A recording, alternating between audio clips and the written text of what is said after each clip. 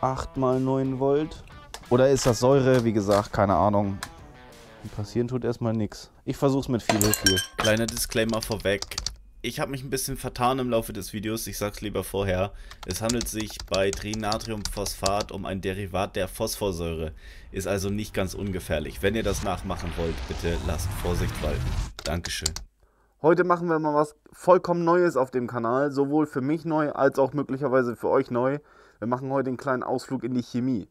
Und zwar habe ich gekauft für unser Projekt Titanschrauben für den Brembo P4 Bremssattel.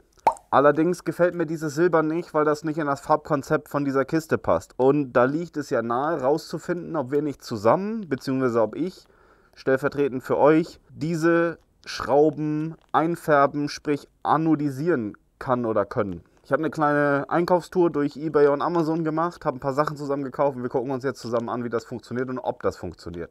Ich habe käuflich erworben, wie gerade gesagt, diese Titanschrauben, weil das genau die sind, theoretisch, die wir für den P4 Bremssattel brauchen.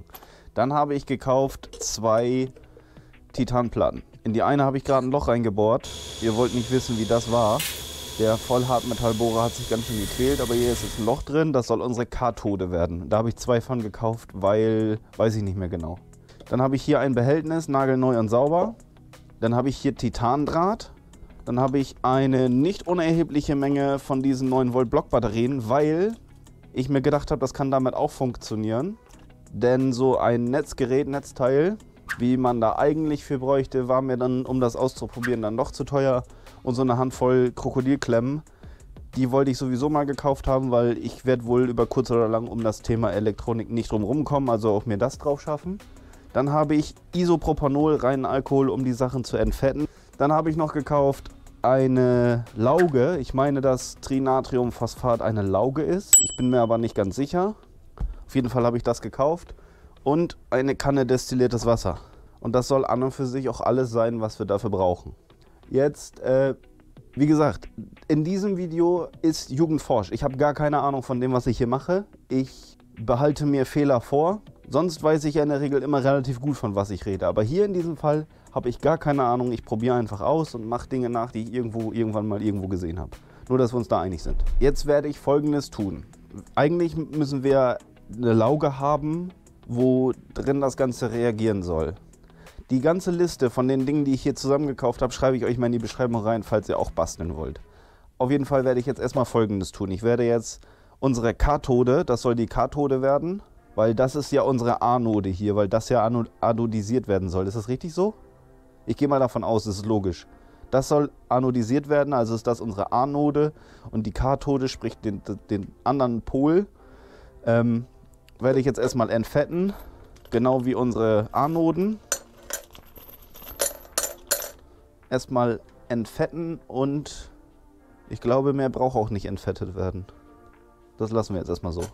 Da kippe ich jetzt erstmal den Isopropanol drauf, dann kann das schön vor sich hin reagieren und sauber werden und dann wird alles gut. Das lassen wir da jetzt erstmal eine Weile stehen. Wir brauchen nämlich den Topf gleich, um darin dann die Lauge anzurühren.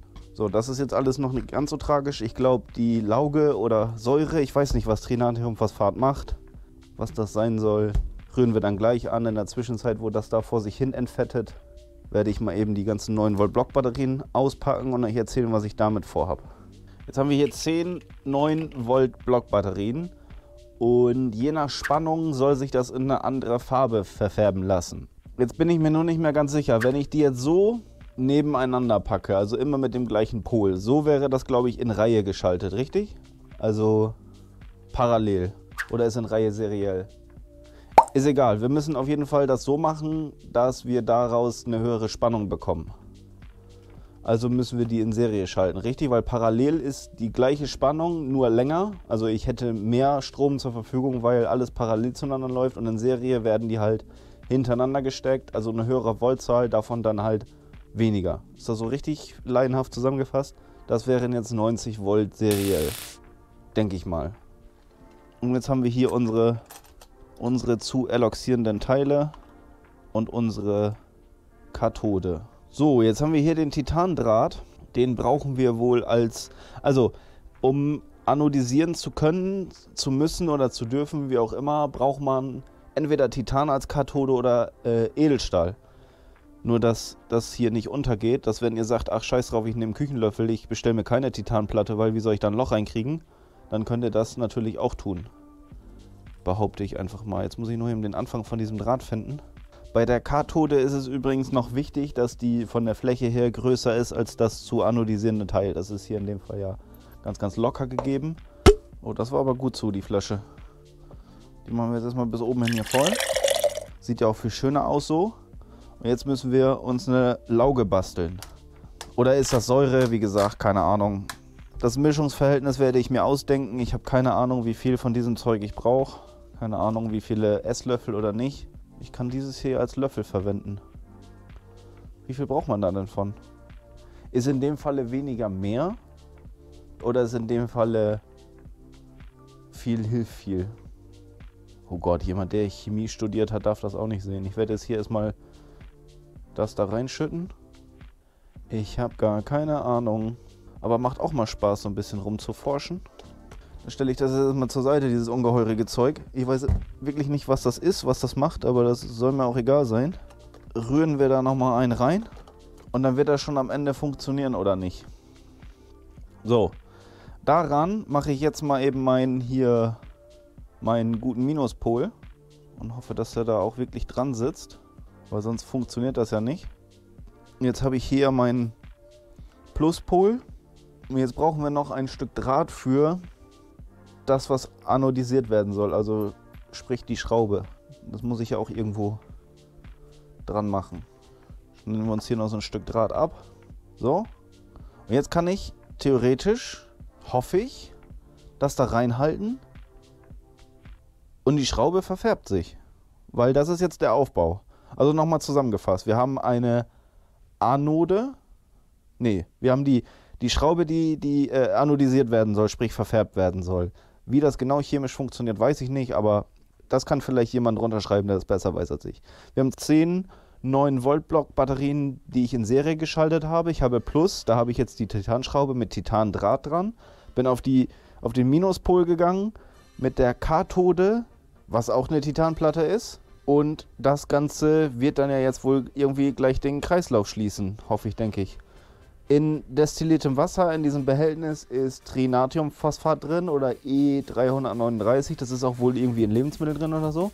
Und jetzt sollte ich gleich hier eine Verfärbung sehen können, wenn ich die Schraube da reinhalte. Es blubbert, es reagiert, es macht irgendwas. Irgendwas passiert hier. Also ich weiß nicht, wie lange ich das da reinhalten muss, aber in anderen Videos, die ich gesehen habe, ging das wesentlich schneller. Hier passiert gar nichts, außer dass das anfängt zu blubbern. Aber die Farbe verfärbt sich nicht. Okay, das hat schon mal nicht funktioniert. Warum nicht? Da hat sich gar nichts verfärbt, da hat sich gar nichts getan. Da ist nichts passiert. Kann ich das falsch rum gepolt haben? Macht das einen Unterschied? Wo ist der Fehler? Aus der Küche. Kriege wieder Ärger mit meiner Freundin, aber das macht nichts. Das ist es wert. Da haue ich jetzt mal den Pluspol dran und hänge jetzt das Titan an die Minusseite. Und mal gucken, ob jetzt hier irgendwie was funktioniert. Das sollte eigentlich wieder reagieren. Aha, jetzt kommt hier Farbe ins Spiel. Guck mal, Leute. Ha! Haha! Aha! Jetzt ist es... Jo! Dieses Blau wollen wir eigentlich haben. Geil! Jetzt seht euch das mal an. Oha!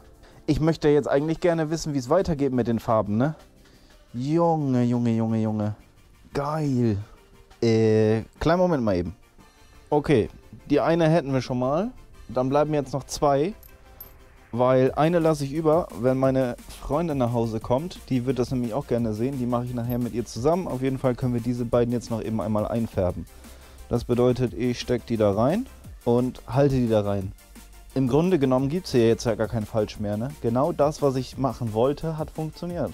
Vielleicht ist der Aufbau nicht ganz so klug gewesen. Wie gesagt, gerne in die Kommentare, wenn ihr es besser wisst. Aber auf jeden Fall werde ich die hier jetzt nochmal... Wow. Guckt euch das mal an.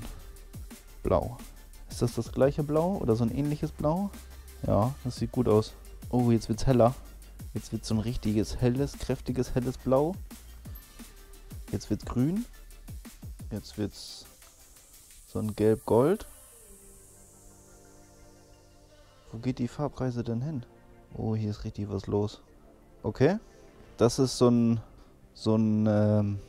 was ist das für eine Farbe? So ein Goldgelb. Sieht auch nicht schlecht aus. Wenn wir sowas Orangemäßiges hinkriegen würden. Wäre geil. Aber ich habe so ein bisschen die Vermutung, dass die Spannung nicht ausreicht, um das weiter zu färben. Aber einfach mal ein bisschen drin liegen lassen hier. An der Chemie an sich kann es nicht liegen, oder? Okay, scheinbar ist das Maximum an Farbe, was wir da jetzt rausholen können mit der Spannung. Aber das soll mir auch recht sein. Dann machen wir die im Wechsel oder ich besorge nochmal neue Schrauben. Aber das hier hat doch schon mal wunderbar geklappt. Ich spüle die gleich ab. Jetzt müssen wir nur noch eine in Blau treffen. Das sollte ja möglich sein, ne? Ist das geil, Alter. Ja, die ist eher so violett. Jetzt ist sie blau. Der Farbton passt. Richtig cool, Leute. Richtig cool. Dann würde ich sagen, mache ich die andere, die jetzt noch übrig geblieben ist, dann auch einfach in diesem Gelb-Orange. Und dann passt das zur Bremsscheibe. Die habt ihr noch nicht gesehen, aber ich denke, dass das optisch ganz gut passen sollte. Ich kann mir vorstellen, dass man mit mehr Spannung da noch andere Farben hinbekommt. Also muss ich mir wohl doch so ein Labor... Wie heißen die denn auch noch? Ihr wisst, was ich meine. So ein Netzteil. Genau, Labornetzteil. Das war doch das Wort. Besorgen. Das hat geklappt. Einfach mal eben schnell selbst Titan anodisiert. Jetzt weiß ich nur nicht, was falsch war, aber am Ende hat es ja funktioniert. Wie gesagt, hier nochmal der Aufruf, wenn du weißt, was ich falsch gemacht habe, dann gerne in die Kommentare schreiben. Lag es am Titan oder an der Polung? Mit dem Edelstahl hat es auf jeden Fall funktioniert. Wie gesagt, alles, was ich dafür gekauft oder angeschafft habe, habe ich dir in die Videobeschreibung geschrieben, wenn du selber ein bisschen rumspielen willst. Jetzt weißt du, wie es funktioniert und dass es funktioniert und ich freue mich da extrem drüber, weil A, ein paar Euro gespart und B, was gelernt. Richtig coole Nummer. Apropos Lernen. Ich habe als kleines Dankeschön für dich, beziehungsweise für euch, für die Community, ein kleines Ölwechsel-Tutorial geschrieben. Den Link dazu findest du in der Videobeschreibung. Da kannst du dir kostenlos eine Anleitung, wie man richtig den Ölwechsel macht, runterladen.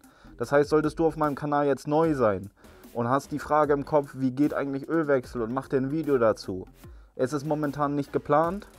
Wie gesagt, den Link findest du in der Beschreibung. Einfach runterladen, da steht alles genau Schritt für Schritt drin, was du tun musst, damit dein Ölwechsel nie wieder schief geht. Kostet dich gar nichts. Einfach runterladen, fertig. Voll cool. Ich bin extrem zufrieden. Ich hoffe, du auch. Hat mir echt Spaß gemacht, hier ein bisschen rum zu experimentieren. Ich werde jetzt erstmal sauber machen und dann gehe ich rein. Es ist Sonntag. Ich wünsche euch was, Mädels. Tschüss.